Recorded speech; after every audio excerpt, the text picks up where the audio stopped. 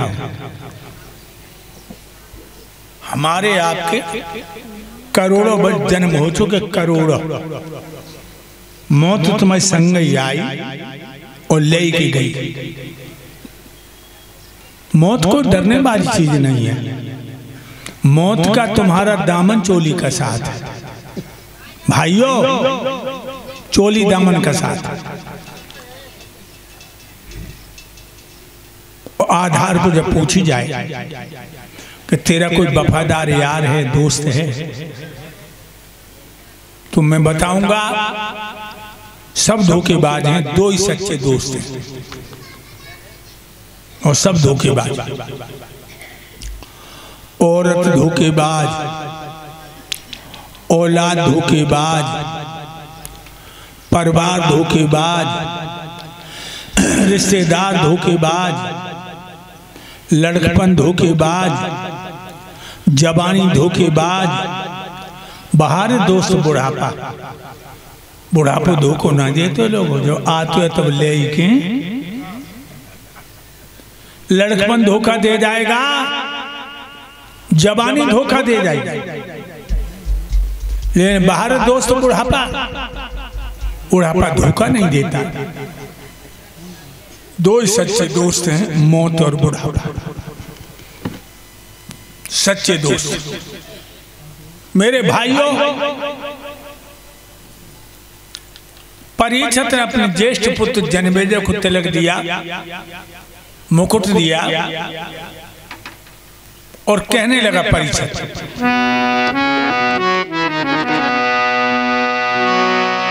सुन ले मेरे लाल के बन के ढाल प्रजा को पालो,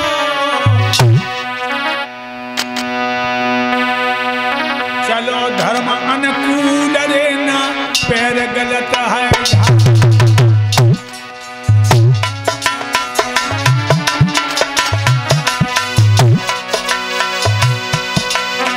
बेटा जन्मेजय, तुम धर्म के रास्ते पर चलना, प्रजा पुत्र समान गति जो ध्यान करो मत लालो,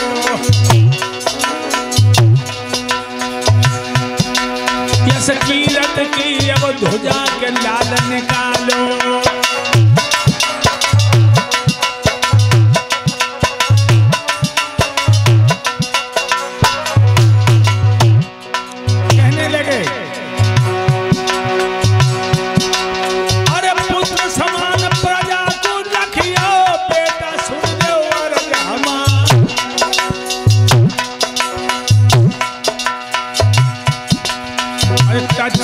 से हमें अब बाद हम तो जाएंगे स्वर्ग सिधा।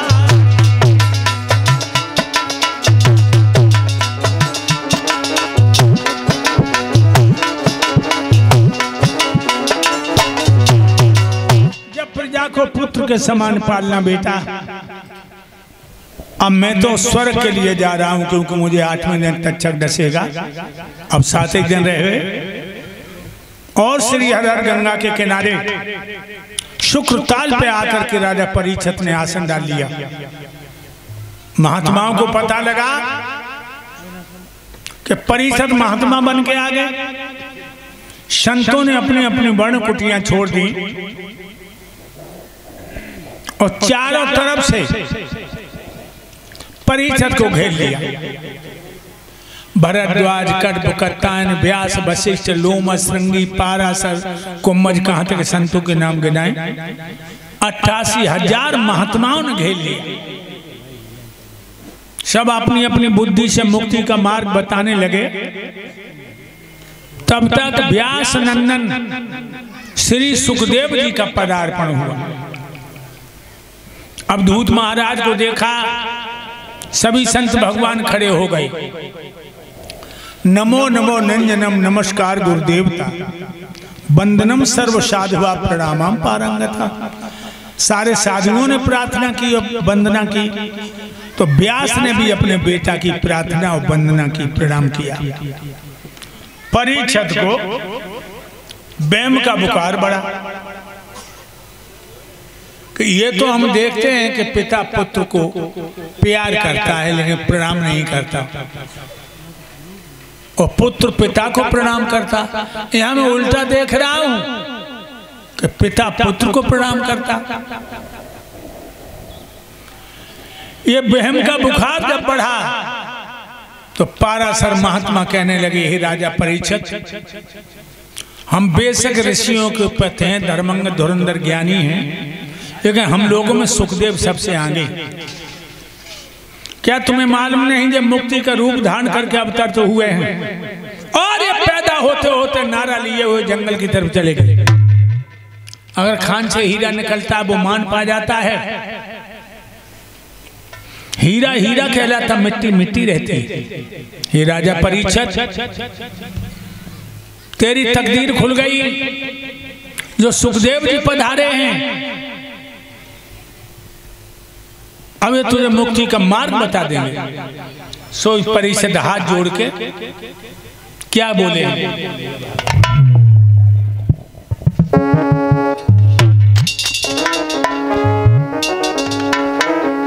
अरे खोलिए भाग्य हमारे गुरुदेव पधारे, खोलिए भाग्य हमारे गुरुदेव पधारे, खोलिए भाग्य हमारे गुरुदेव पधारे, ले गए भाग्य हमारे गुरुदेव पधारे।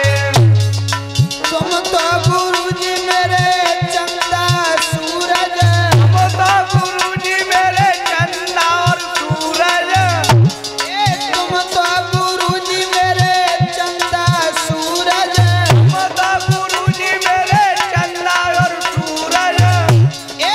हम हैं चांद सितारे गुरुदेव पधारे, गुरुदेव पधारे। ताली बजा लो भैया, क्यों बैठे ऐसे गुस्सा में।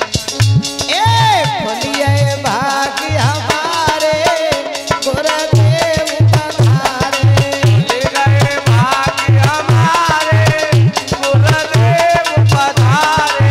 तुम तो गुरु जी मेरे गंगा यमुना, हम तो गुरु जी मेरे गंगा और यमुना, तुम तो गुरु जी मेरे गंगा यमुना, हम तो गुरु जी मेरे गंगा और यमुना। हमें नदी और नाले गुरुदेव पधारे, गुरुदेव पधारे।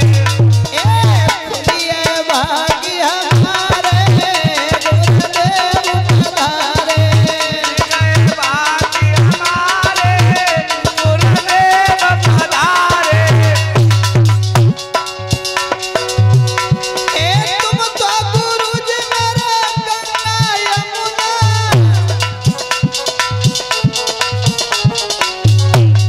हमें नदी और नाले गुरुदेव पधारे, गए भाग्य हमारे गुरुदेव पधारे।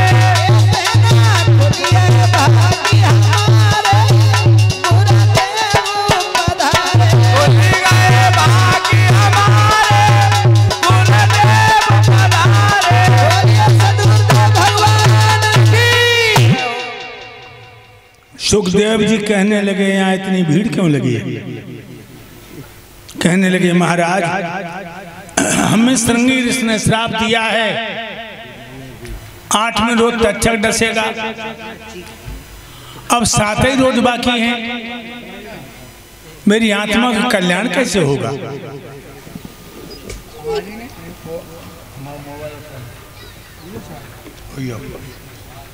भाइयों, सुखदेव जी कहने लगे, हे राजा परीक्षित, 7 रोज तो बहुत हैं,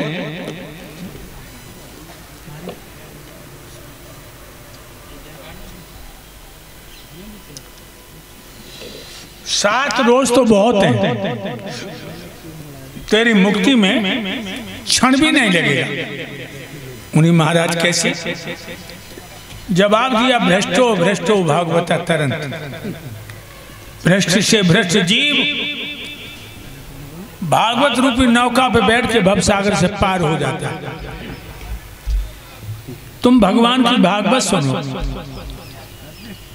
ज्ञान की गाथ में केशव की लीला रंग जमाएंगे और जब मूल को सींचेंगे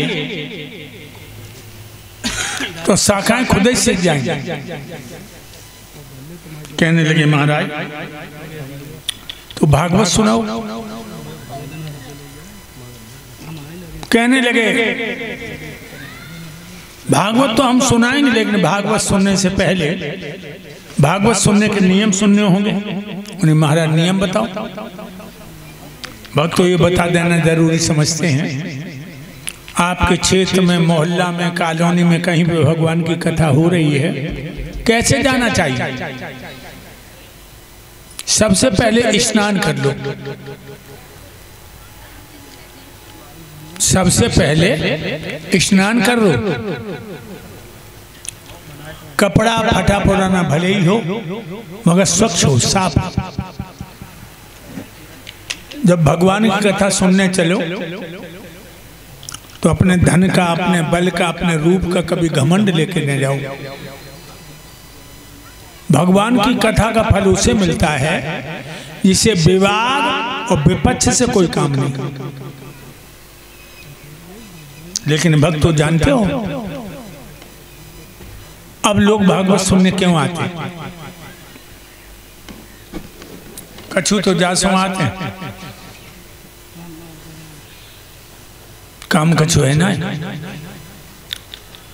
संतोष भैया, सुभाष भैया, गुड्डू भैया, प्रदीप भैया, इन्होंने भागवत रची है। चलो मन में बहलाए, मन बहलाने को आते हैं। और कुछ क्यों आते हैं?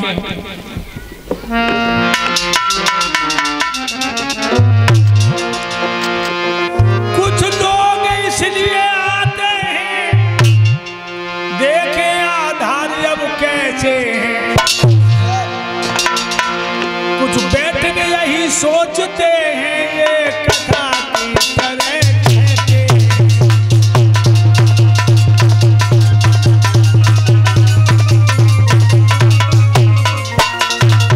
कुछ ये तो देखने आते हैं इनका व्याकरण कैसा है।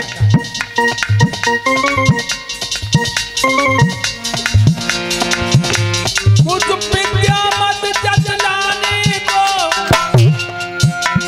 पीछे में विवाद उठाते।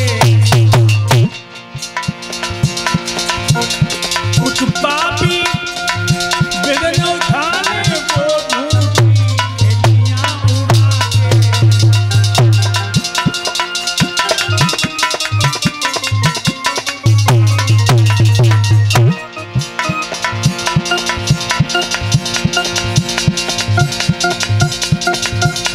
और कैसे आते?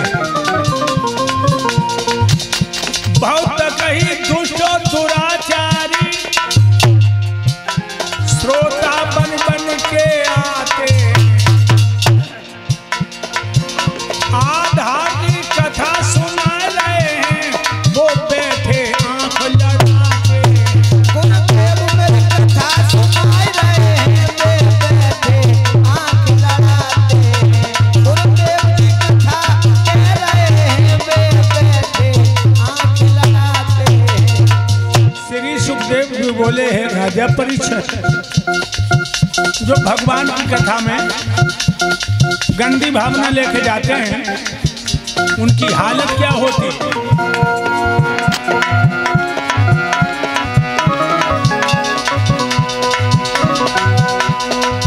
राजन जो हर गाथ में करते हैं अपकर्म,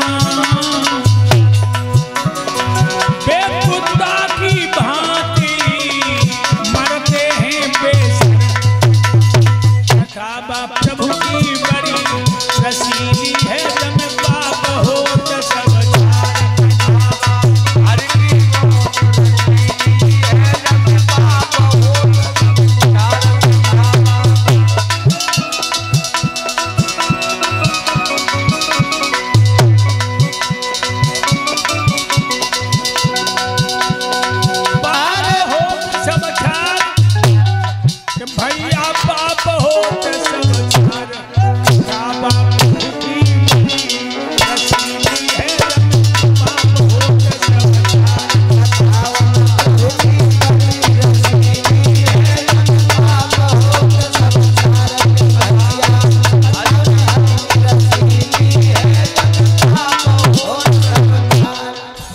कथा सुनने जो लोग जाते हैं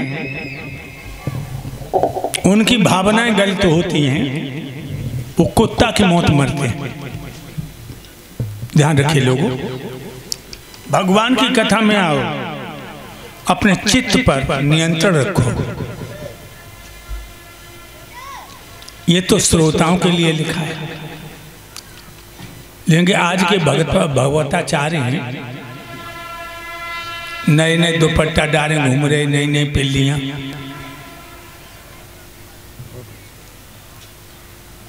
कथा कह रहे हैं, दारू पी रहे हैं, अंडा मांस खा रहे हैं।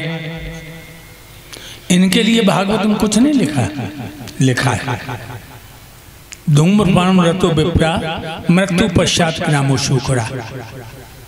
जो भागवत कहने वाला दारू पीता है, बीड़ी पीता है, गुटखा खाता है, तंबाकू खाता है, मृत्यु पश्चात ग्रामो शुक्रा, वो मर कर के गांव का सुअर बनता है। सफाई का तो रहे, ध्यान रखिए। इसलिए भागवत कहने वाला भी पात्र और सुपात्र होना चाहिए। कुपात्र अगर आ गया कल्याण की जगह पर अनर्थ कर देगा, और सुपात्र आ गया तो उसकी एक ही वाणी तुम्हारे जीवन का उद्धार कर देगी। भाइयों, भगवान की कथा में जब भी जाओ, बहनाओ तुम तो यहाँ आई हो कथा सुनने, लेकिन सब खाली हाथ आई हो। घर से जब भी चलो भगवान के नाम की कचुन करो, 2 फूले ले आओ, प्रभु पर चढ़ा दो। वैसे तो आटा की पंजीरी बनाओ, दूध का चरणामृत बनाओ, जरूर कुछ को लेके आओ बहना। खाली हाथ वो जाते हैं जिनके घर में कुछ है ही नहीं, रोटियों के लाले हैं, वो बेचारे क्या लाएंगे। लेकिन परमात्मा ने तुम्हें तो भरपूर अन्न दिया, भरपूर भोजन दिया, भरपूर सुख दिया।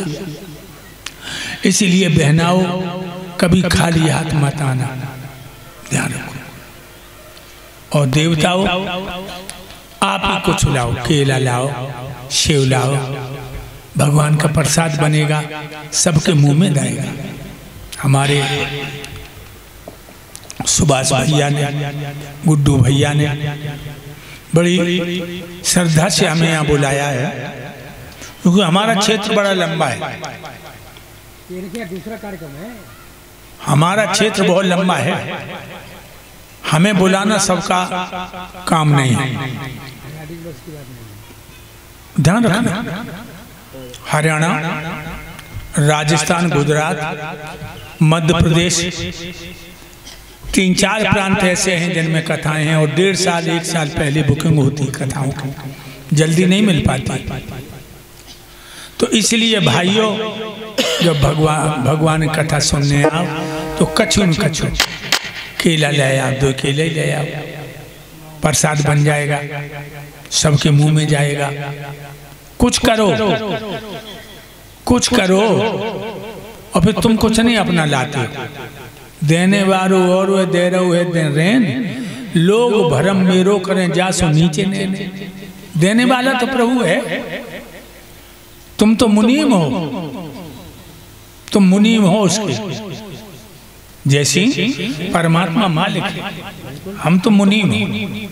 वो कहता है ये घर मेरा, ये भैंसें मेरी, ये गाय मेरी, ये बच्चे मेरे, तू नौकर है, मुनीम है, कमा और खवा,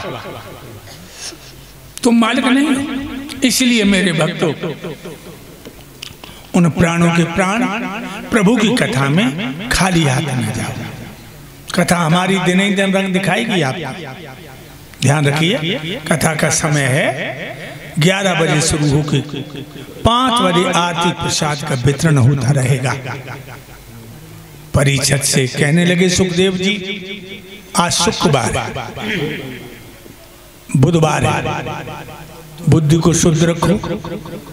कल बृहस्पतिवार है, गुरु का दिन है, सभी गुरुजन इकट्ठे होंगे, कथा होगी। अच्छी कथा होगी। राजा परीक्षित, तेरी आत्मा का कल्याण होगा। इसलिए भक्तों, अब आप लोग खड़े होकर भगवान की आरती और प्रसाद लें और कल जल्दी से जल्दी आ जाएं। बड़ी अच्छी कथाएं आएंगी दिन ही दिन।